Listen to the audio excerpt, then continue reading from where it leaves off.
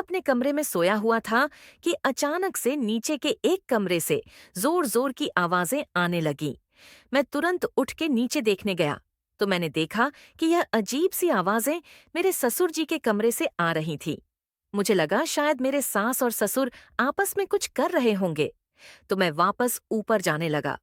फिर मैंने ध्यान दिया कि मेरी पत्नी भी अपने कमरे में नहीं है।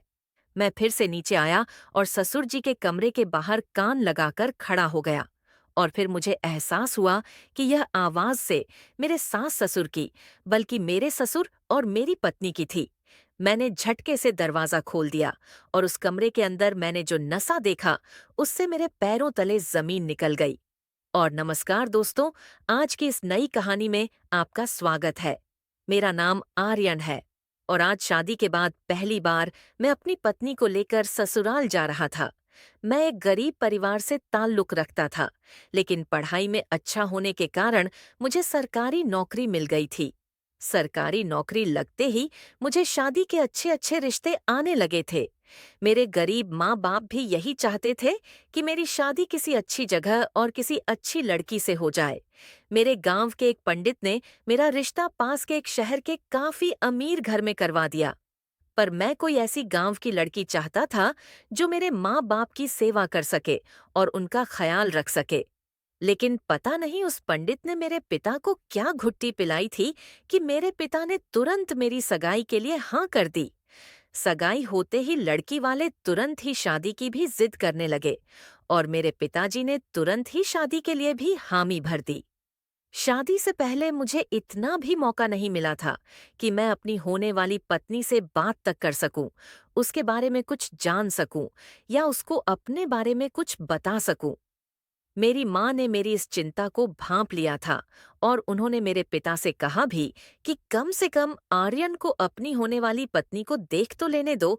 लेकिन मेरे पिता ने कहा, शादी के बाद खूब जी भर के देख लेगा। मैं भी हमेशा से यही चाहता था कि मेरे माँ बाप ही मेरे लिए लड़की देखें। लेकिन लड़की वाले शादी की इन्हीं जल्दी कर रहे थे कि मुझे थोड़ा थोड़ा शक हो रहा था। खैर, शादी हो गई और मुझे दहेज में बहुत कुछ मिला। लड़की वाले तो मुझे कार भी दे रहे थे, लेकिन मैंने मना कर दी थी। मैं तो दहेज लेने के भी खिलाफ था, लेकिन मेरे पिताजी के कहने पर मैं मान गया। शादी के बाद मैं और मेरे नई नवेली पत्नी पायल घर आ गए, पर घर आते ही मुझे पायल का व्यवहार कुछ अजीब सा लग रहा था। वह घर आए किसी भी मेहमान से अच्छे से बात नहीं कर रही थी और न ही मेरे माता पिता का सम्मान कर रही थी। उसके कुछ कुछ देर बाद वो रात आई, जिसका इंतजार हर लड़की और लड़का करते हैं। पायल सज धज के बैठी हुई थी।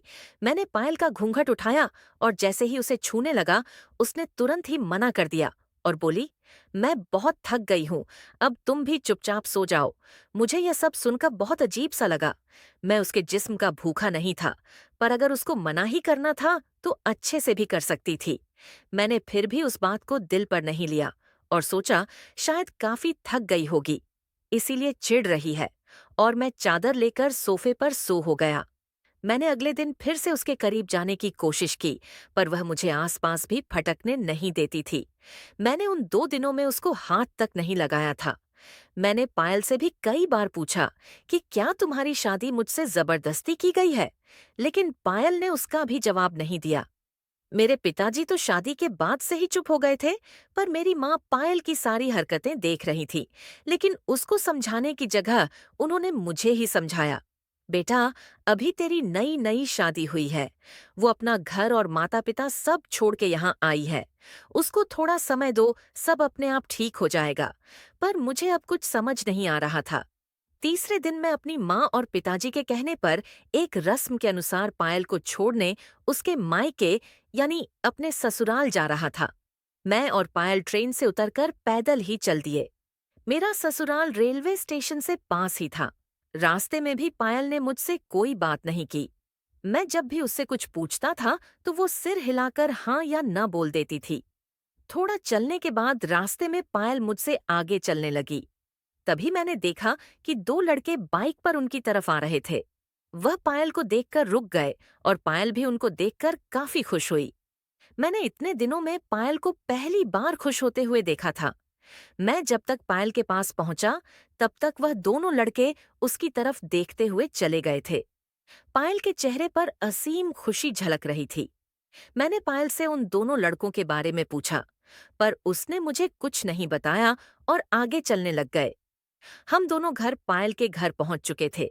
वहां पर सब लोग केवल पायल को देख खुश हुए और मेरी तरफ किसी ने ध्यान भी नहीं दिया। पायल की माँ पायल को लेकर अंदर चली गई और मैं बाहर बरामदे में ही खड़ा रहा। कुछ देर बाद अंदर से मेरे ससुर और दोनों साले बाहर आए। मेरे ससुर ने पास ही रखी कुर्सी की तरफ इशारा किया और बोले, खड़े क्यों हो, बैठ जाओ। मैं वहीं बैठ गया, पर मेरे ससुर की आवाज में अहंकार और घमंड साफ झलक रहा था। मुझे वहां का माहौल कुछ ठीक नहीं लग रहा था। मेरे सालों ने तो मेरी तरफ ध्यान भी नहीं दिया था। धीरे धीरे आधे होने लगा और रात भी हो गई। मुझे फर्स्ट फ्लोर के एक कमरे में ठहरा दिया गया। इतनी देर के सफर के बाद मैं वैसे भी बहुत थक गया था। मैं थोड़ा लेट गया और लेटते ही मेरी आंख लग गई। नीचे से शोर सुनकर मेरी आंख खुली तो मैंने देखा कि अंधेरा हो चुका था और 9 बज चुके थे। मैं उठ खड़ा हुआ और मुंह धोया।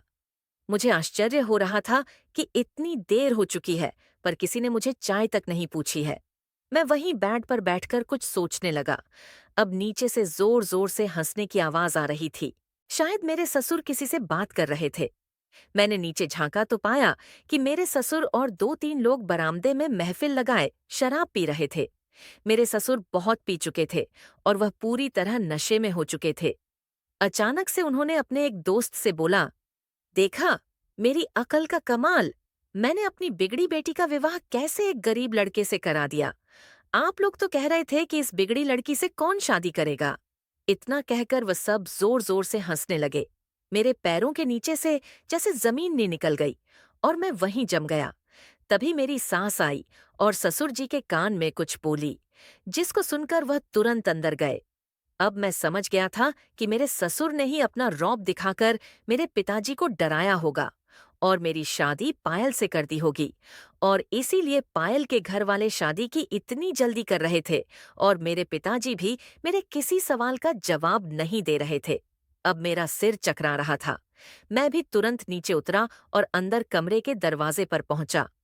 मैंने अंदर देखा कि पायल एक कोने में नीचे ही बैठी है और ससुर जी उसके पास खड़े उसे डांट रहे हैं और बोल रहे हैं कि अब कहाँ अपना मुंह काला करवा आई है। अब तो तेरी शादी भी हो गई है, फिर भी तू गुलछर्रे उड़ाना बंद नहीं करेगी क्या? मुझे तो बिल्कुल भी कुछ समझ नहीं आ रहा था। ऐसा लगता है कि मेरी शादी किसी बिगड़ैल लड़की से करा दी गई है और उसका परिवार भी सामाजिक नहीं है। तभी मेरी सास ने पायल के बाल पकड़े और उसको मारने लगी। पायल बिल्कुल चुप थी और वह अपनी पिटाई का भी बिल्कुल विरोध नहीं कर रही थी। पायल की माँ उसे रोते हुए मारे जा रही थी। तभी पता नहीं अचानक से मुझे क्या सूझा। मैं तुरंत अंदर पहुंचा और अपनी सास से पायल को मारने को मना किया। जैसे ही मेरे सास ससुर ने मुझे देखा, वह दोनों बहुत घबरा गए। मेरे ससुर की तो शराब भी उतर गई थी। वह लोग समझ चुके थे कि मैंने सब कुछ सुन लिया था। ससुर जी अब कुर्सी पर बैठकर रो रहे थे और पायल की माँ का भी बुरा हाल था। तभी ससुर जी एक झटके से उठे और अंदर कमरे से अपनी दोनाली बंदूक ले आए और पायल की ओर तान कर बोले, मैंने इसकी हर गलती को माफ किया और बड़ी मुश्किल से इसकी शादी करवाई, और अब ये मन काला करवा के पता नहीं किसका पाप अपने पेट में ले आई है। आज मैं इसे नहीं छोड़ूंगा। तभी मैंने उनके हाथों से बंदूक छीन ली और बंदूक एक तरफ फेंक दी और बोला, पायल, यहां से उठो और चलो, हम अपने घर चलते हैं। पायल ने झटके से अपना चेहरा ऊपर उठाया और मेरी ओर देखने लगी। मेरी बात सुनकर मेरे सास ससुर भी चौंक गए थे। ससुर जी बोले, आर्यन, तुम पायल की इतनी बड़ी गलती के बावजूद भी उसे अपने साथ घर ले जाना चाहते हो। मैं बोला, आप सब लोगों के लाड प्यार की गलती पायल ही क्यों भुगते? इसमें इसकी क्या गलती है? गलती तो आपके परिवार की है, जो ऐसे काम को अपनी शान समझते हैं और उसको छुपाने के लिए मुझ जैसे लड़के से उसकी शादी करवा देते हो। मैं थोड़ी देर रुका और फिर बोला, और पायल की यही सजा है कि उसे मेरे साथ मेरी पत्नी बनकर रहना पड़ेगा। यह सुनकर मेरे ससुर ने मेरे पैर पकड़ लिए। मैंने तुरंत ही उन्हें उठाया और पायल को पकड़कर घर से बाहर निकल गया।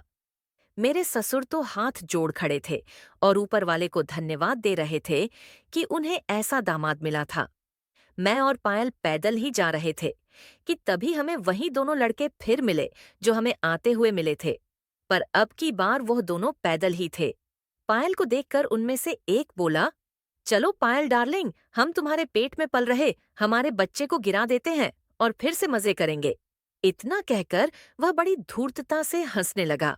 उसने पायल का हाथ पकड़ने की कोशिश की तो मैंने उसे पकड़कर उसकी अच्छी भली धुनाई कर दी।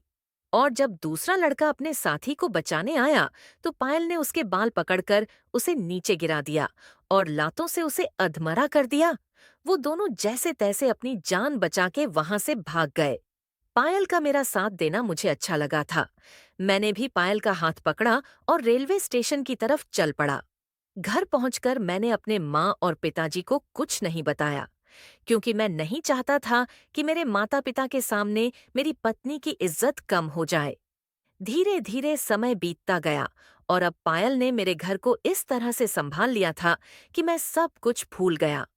पायल ने जब उसके पेट में पल रहे बच्चे को अबॉर्शन के जरिए गिराने की बात कही तो मैंने कहा, इसमें इस मासूम की क्या गलती है। कभी कभी हम अपनी जिंदगी में बहुत सारी गलतियां कर बैठते हैं।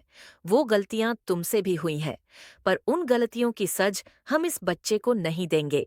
तुम बेफिक्र रहो।